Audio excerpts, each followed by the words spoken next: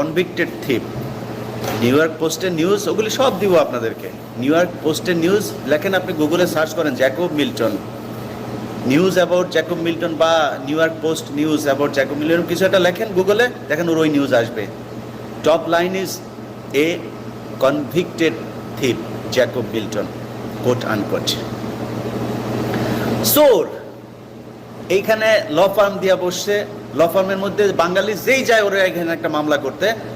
আরে বলেন কি, এই তো বিশাল মামলা, আপনারা তো মনে করেন এই হোয়াইট হাউসটাও সব আপনার নামে লেখা দেওয়া যাবে। মামলাটা করার পরে যার নামে মামলা করে ওর সাথেও যোগাযোগ করে, ওর কমন একটাই, ওর নামে ওর সাথে যোগাযোগ, মানে প্রতিপক্ষের সাথে যোগাযোগ করে ওর সাথে সে মিলে ওর কাছেও টাকা খায়, এর কাছেও টাকা খায়। ওর কাছে মামলা করে আজ পর্যন্ত কেউ সুবিধা পাইছে এরকম কেউ নাই।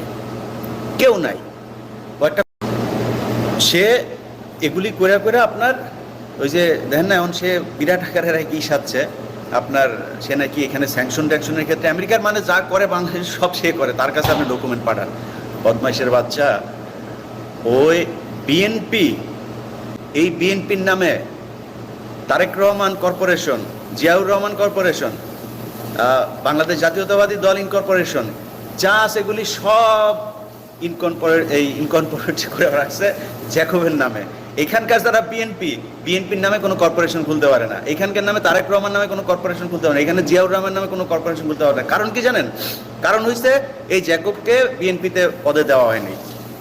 বাংলাদেশ সোসাইটি এখানকার বাংলাদেশি কমিউনিটির সবচাইতে বড় অর্গানাইজেশন, সবচেয়ে বড়, এখন পর্যন্ত সবচাইতে রেকগনাইজ একটা অর্গানাইজেশন। এইটার বোধহয় কয়েক লক্ষ আপনার মেম্বার।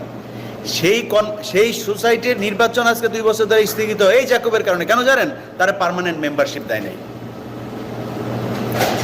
আমি যা বললাম লেখা রাখেন, এগুলি সত্য।